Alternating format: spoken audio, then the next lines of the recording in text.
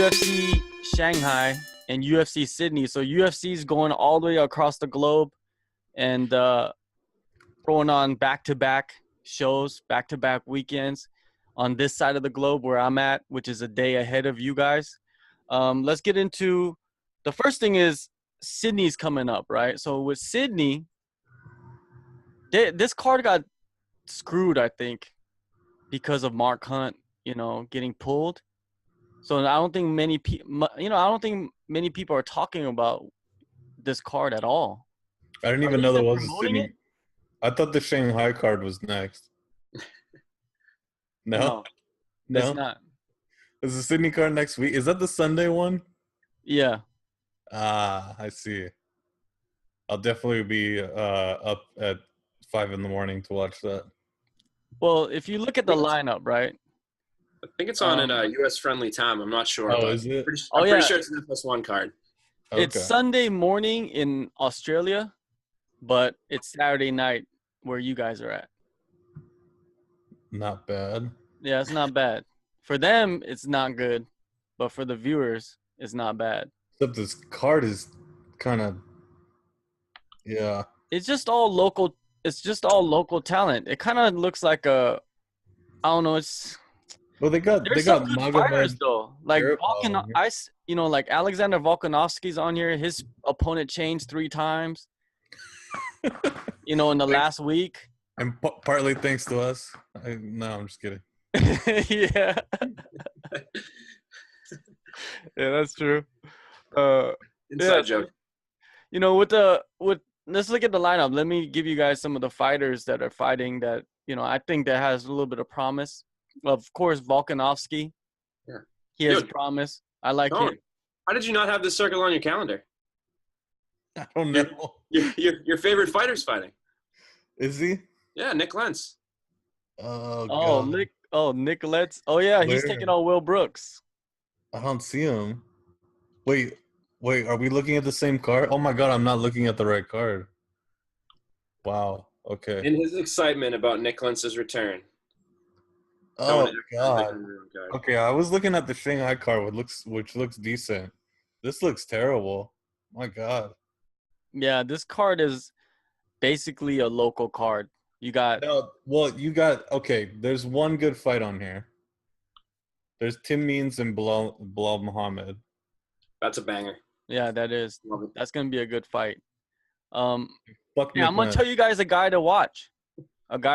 He's from Australia. Is he? Yeah, he's from Australia or New Zealand. He's like the #1 heavyweight out there, but he's making his debut. Tai Tuivasa.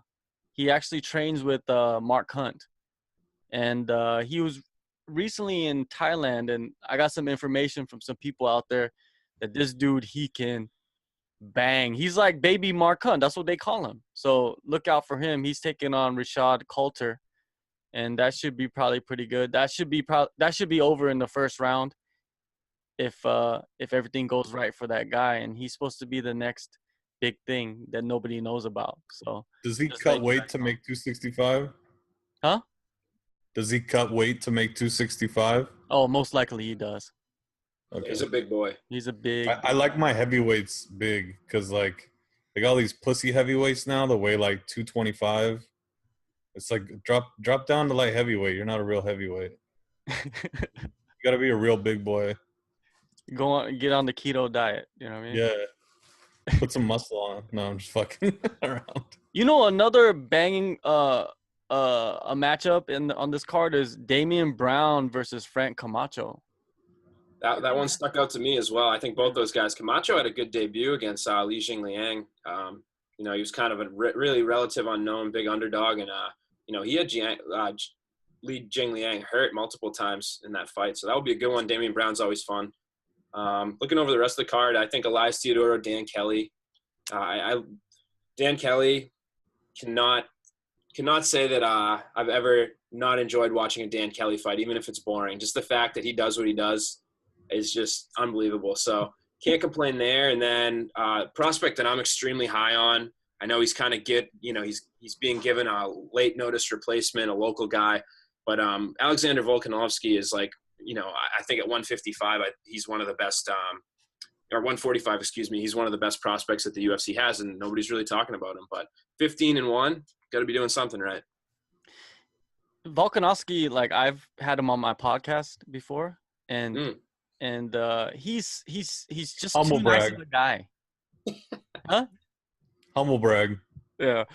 He's just too nice of a guy, man. It's just if he would come out and just target people, you know, like I think he would get more fights. But he said in his last fight after he won, he said, hey, you know, give me the bad boys, you know, I'll fight all the bad guys. You know, I'm not a bad guy, but I'll fight all the bad guys. Give it to me. But really, that doesn't really give you any fights. It just gives you the matchmaking. It doesn't help them, right? So this fight that he's taking, which is a catchweight fight against Shane Young, a local guy too, it's not gonna boost his stock. It just he needs to get a highlight reel finish on this just to get on like you know, just to get some, you know, social networking, you know, time. But other than that, it doesn't really help him. But he is a beast, though. I agree with you. He is a beast. Well, I think these are the kind of fights. I mean, not this low, but I mean, yeah, I think the UFC does need to do a little bit better job of building these guys up and giving them, you know, these kind of like more manageable fights early on. Will definitely help him in the long run. I don't. He had to change his opponent 3 times, so it's kind of a different situation. But yeah, I mean, like it's not like he's you know in a terrible spot. I mean, maybe he just needs to play that new the EA UFC game where they're gonna teach people to be assholes to get better fights. And what about they have a women's flyweight fight on this card too, with Beck Rawling, fighting Jesse Rose Clark. Another humble brag. We broke that fight. All right, Shout out to MMA Wizard, Sean Bitter. For real. Yeah. Jessie Jess, she was out here in Korea earlier this year. Was it earlier this year? I think earlier this year, where she fought and she didn't get paid. But anyway, she fought Sarah Kaufman and lost the decision against her. That's a tough girl. That's a tough matchup. Yeah, and Jessie Jess, if she comes in here and wins, man, they could build her up a little. I think because she has the look, you know, that you can build up. Like she has the personality. When she was in Korea, dude, like nobody really knew who she was, but when she got here and people started taking pictures of her, she kind of became a little famous in Korea because of that, like because she has that look. So I don't know. For her, do you think she could beat Beck Rawling? I think so, yeah. I mean, I haven't watched a whole lot of tape. I was pleasantly surprised in her last fight when she you know, after the Kaufman fight, she fought for Titan FC here in the States. And, you know, she fought Karina Dam, who's, you know, a fairly tough girl. And she did pretty well. So I think even though, you know, the record, she's won one out of her last 3 fights. You know, she's 7-4. But at times, Rawlings hasn't been, you know, tremendously impressive.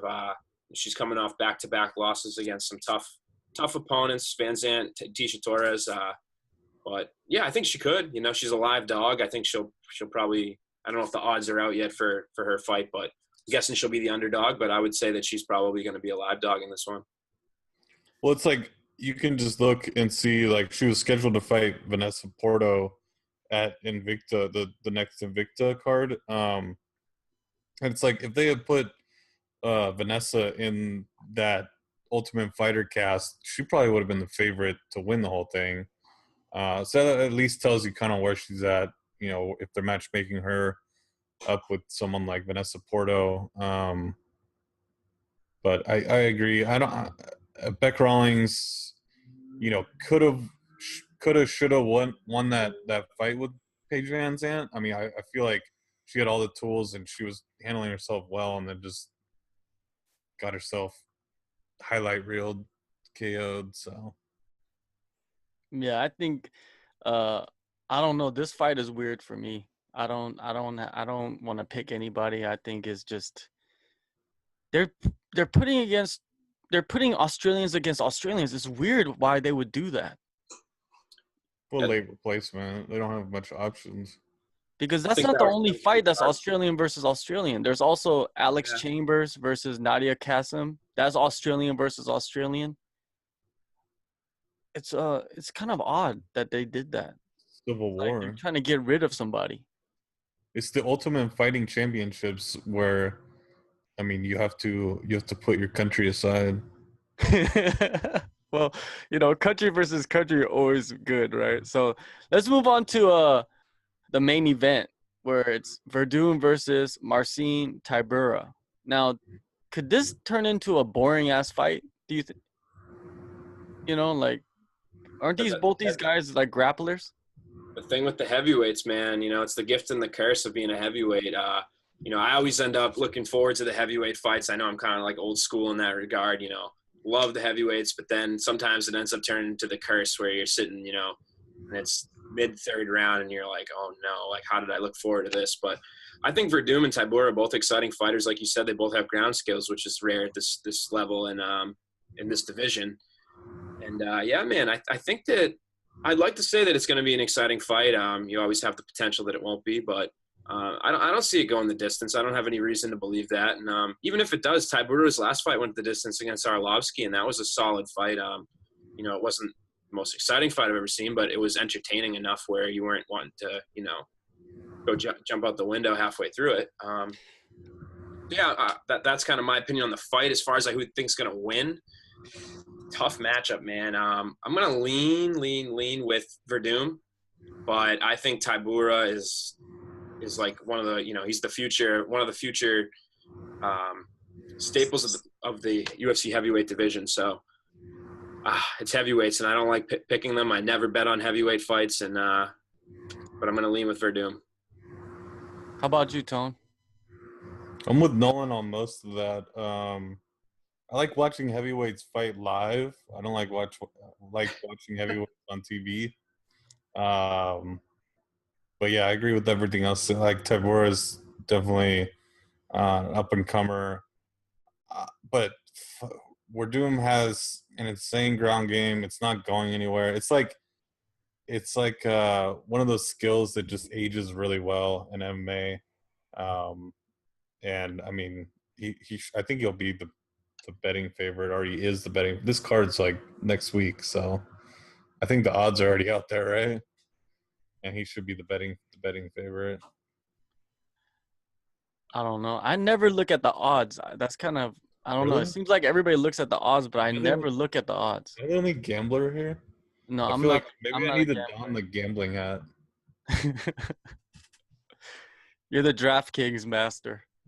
Dude, I had a sunset. I was good tonight. I had a sunset. I had 3 units, Moraes and 3 units on a Suntel and 1 on Moraes. So Humble brag. Yeah, humble brag there.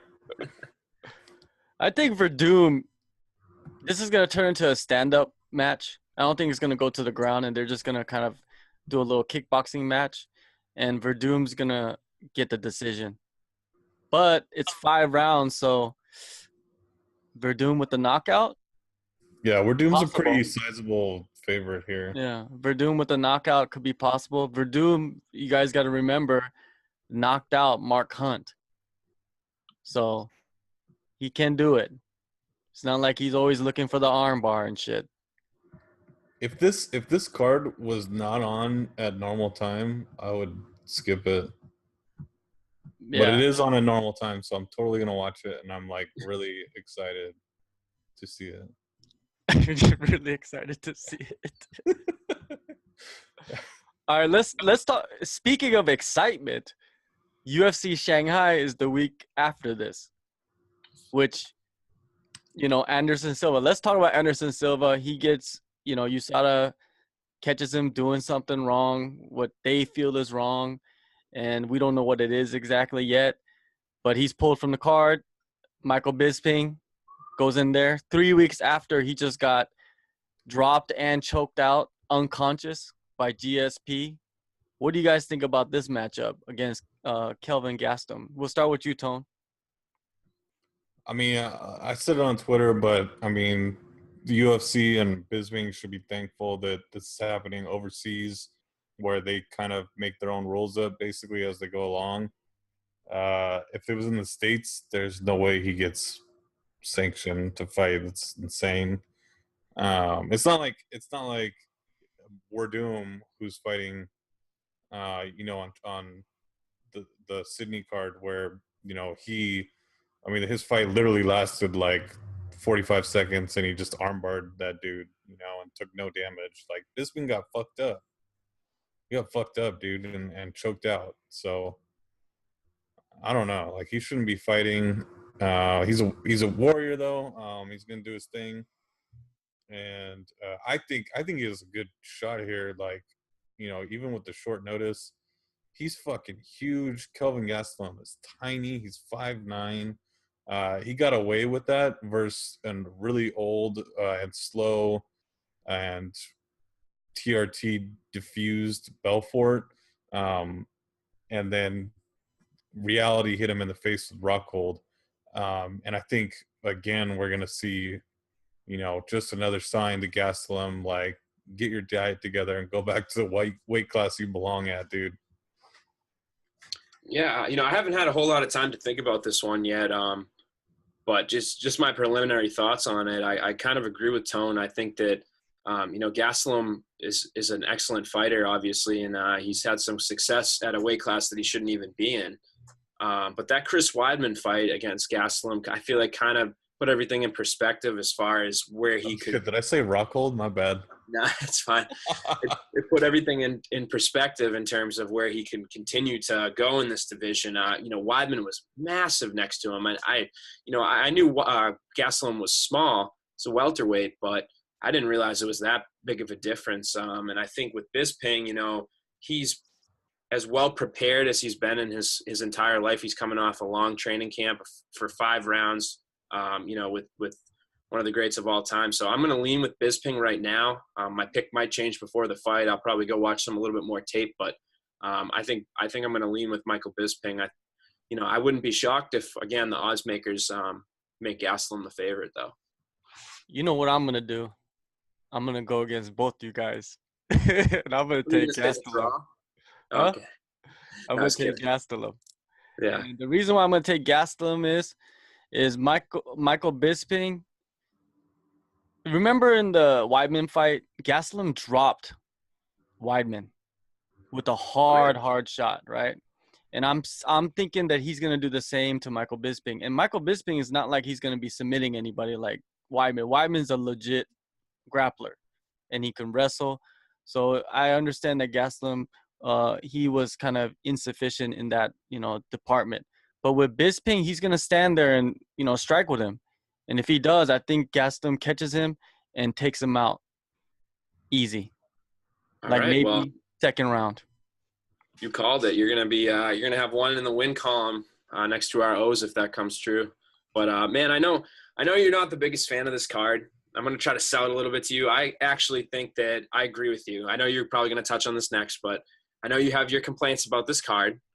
But I honestly think that you're right in terms of name value on it. I think there aren't a lot of big names, and I think that's pretty obvious to anybody that looks it over. However, I do think that there's a lot of guys on here that are about as exciting of fighters as you're going to find on a UFC prelims. Like, this fight with Magomed Sharipov and Shaman Moraes. That's like, if you have a huge list of all the UFC fights that are scheduled for, from now till the end of eternity that we know of, that's one of the fights that I would love to see. I think those two guys are so violent. And then the other one that I want to circle, Muslim Salikov making his UFC debut. I know he's huge in China, and he's the master of the spinning kicks, man. He's won his last 4 out of his last 5 with spinning kicks. And then you also got the Leech. You got to give a shout out to the Vanilla Gorilla, Chase Sherman, Alex Caceres on there, man. I know I probably didn't do a good job of selling this to you, but just wanted to throw that in there before everybody got had heard your propaganda about how this card was awful. But I think this card is 100 times better than the Sydney card, honestly. No, me too. Because that Sydney card is terrible. I don't know, but if we're looking at just exciting guys that I've seen fight before, and I'll be like, I like that guy. You know, you got Rolando Dai, like you said, already Magomed Shapirov, who's had almost a Showtime kick in his debut, and is just like a crazy flashy guy. And you have Chase Sherman. I was about to say Keelan Curran, but that's for different reasons. I like Caceres a lot, actually. I know people like they shit on Caceres, but that kid's. I mean, he's been around for a little bit now, and he's had some, fights where he came up short. But that last one against, I mean, he pieced up Dai in his last one, and he's had some wars with Knight and Yair. So I like him, even though his record may not jump out at you. He's All right. putting the views. Now the moment we've all been waiting for. John, do you have anything you'd like to say? Well, man, you guys have to understand something about some of these Chinese fighters. I'm not gonna shit on Chinese fighters too much, but I'm gonna tell you right now, the Chinese fighters that should have been signed, they try to lowball all of them. And that's why they're not fighting on this card. They got guys that are coming off losses, and they're making their debut in the UFC. When's the last time that happened? Most guys that get signed, even in the prelims for the UFC, are on like 5-6 fight winning streaks, and you got guys that I don't know where they came from. Off a loss. Huh? There's two fighters. One of them's Bharat Kandari, the guy from India, his first Indian, native of India that's fought in the UFC, and then the other one. Is he the first Indian though, Nolan? Is he? Is he? No, there was the other Indian guy. No, well, he's Canadian. We even got John. Oh my God! Now he's from Canada, bro. That's. I did get quite a few comments on that one. You see, I kept seeing that shit too. I was like, man, I'm just saying right now that this Indian guy, who the hell is this guy? Like, I'm over here on this side of the world. I never even heard of this dude. Like, who is this guy? Like, he looks like Russell Wilson. You know what I mean? Like, who is this guy? I thought Russell Wilson was making his debut for the UFC when I saw his picture, right? I was like, who? And really Keenan, look like Russell Wilson? Kind of. Yeah, well, I can see it. Yeah. I'm not going to say it's the best comparison I've heard, but it's not the worst either. So. Hey. He doesn't have the hug. Hey, I'm just, Seahawks is my team, man. I'm just making. Yeah, no, I got you. Seahawks is my team, but yeah, look, he does look like Russell Wilson. He does, right? Russell Wilson has that little Indian look to him, but the pretty boy Indian look. Why was this guy signed by the UFC though? Hey, they're getting desperate over here. That's the only conclusion I get from a lot of these fights that they're putting together 2 weeks before the card is happening. Like Rolando Dai versus Wile G. Burren.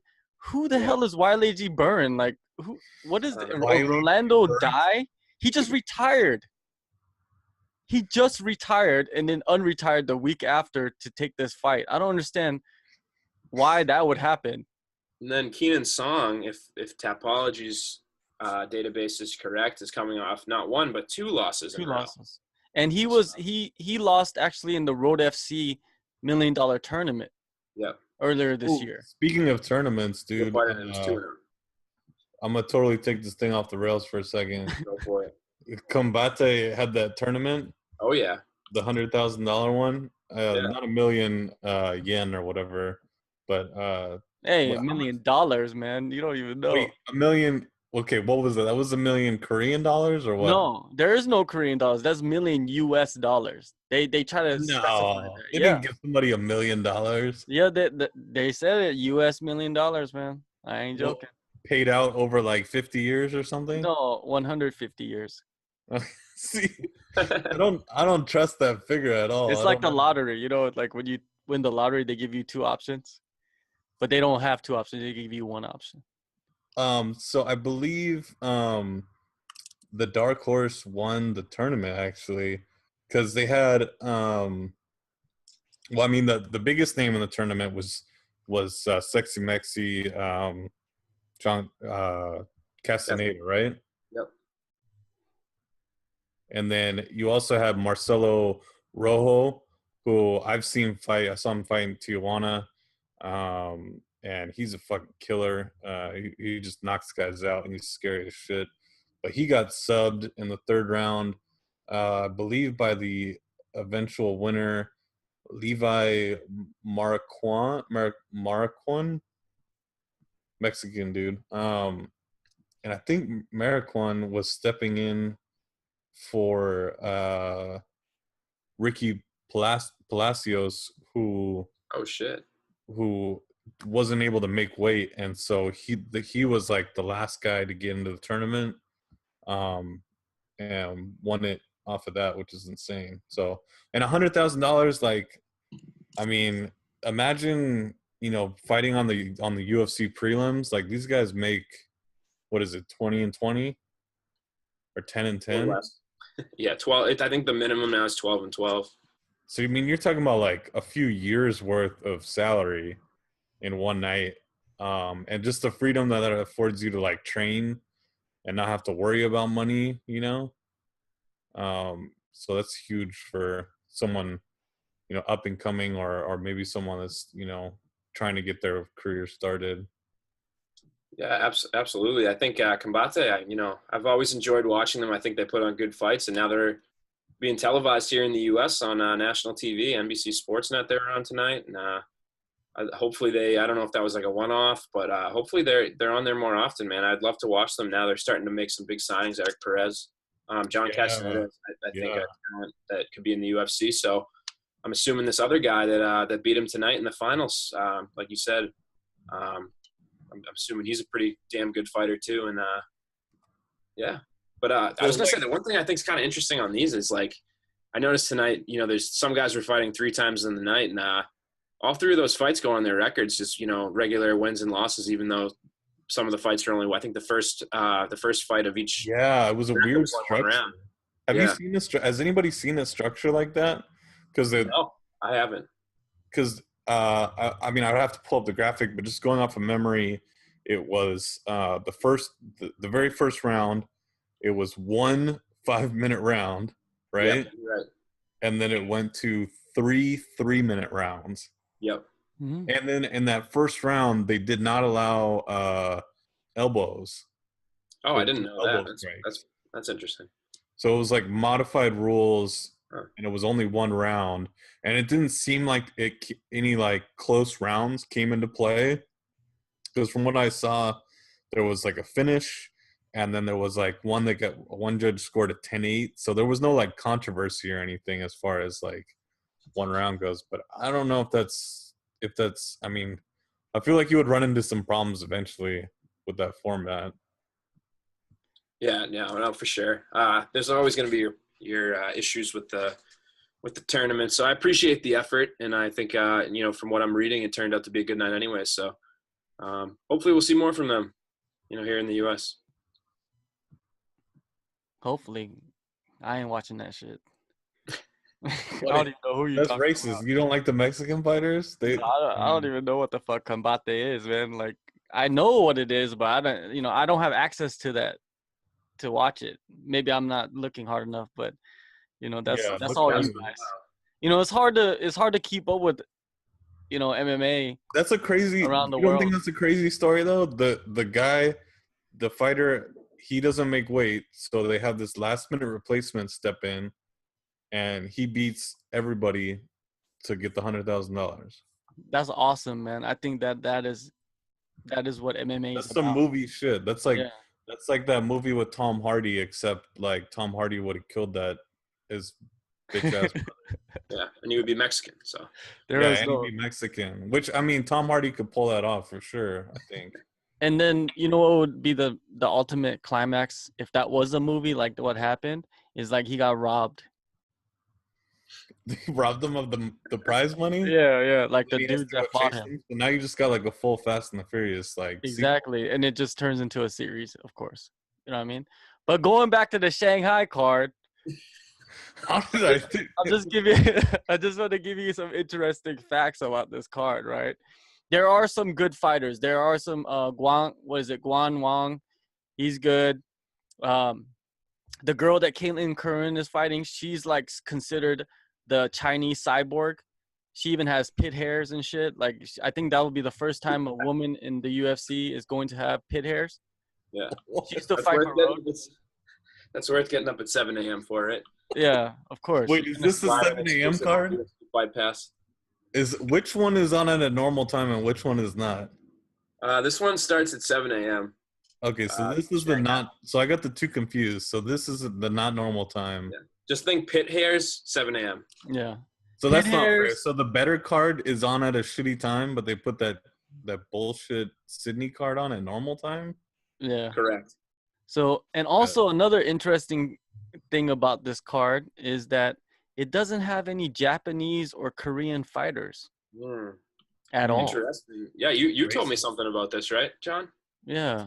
About Justine It has to do with like the political climate over here between the Japan and Korea and China, but more of between. You guys not like each other? Japan. It's more of between Korea and China, and also the U.S. is involved in that too. And article coming out next week on that whole fiasco. I'm gonna dissect that stuff and write an article about the political. Wait, who doesn't like who though? Like, they all don't like each other. It's everybody doesn't like everybody. You know. How do you guys even tell each other apart? We can't. Like, we just, we have like, we just put like dots on each other. Like, everybody has a different color. Like Indian? No, yeah. We use, I don't even know. But yeah, well, the only way to, I see, like, I was about to get like all like racial and stuff. But anyways. Do it. But anyways, yeah, man, it's interesting. There's no Japanese, but the thing is, there is no Japanese on this card. There's no Koreans, right? But Road just had a card the other day, yesterday, I think, and they had Japanese fighters fighting on that. So it must be no problem with the Japanese fighters. But if you look at the Road card, and Road is a Korean promotion, right? They didn't have no Korean fighters fighting on the Road card either in China. None.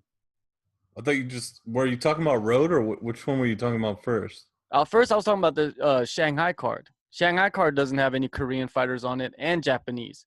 But the Road card was last night. It was on at like 1 a.m. here. And but the Road card had Japanese fighters fighting on it, but no Koreans. And the funny thing about that is Road is a Korean promotion, right? Yeah, obviously. Yeah, so there's something to it. It must be something about the Korean fighters not being able to fight in China. And that has to do with the politics. I'm going to probably get into that, in an article eventually, probably later this week. So people are just like racist against you and your people then. I know, man. They just like, it's all because of the, Kim I thought you guys were Americans. Huh? I thought you guys were Americans. Man, everybody's American.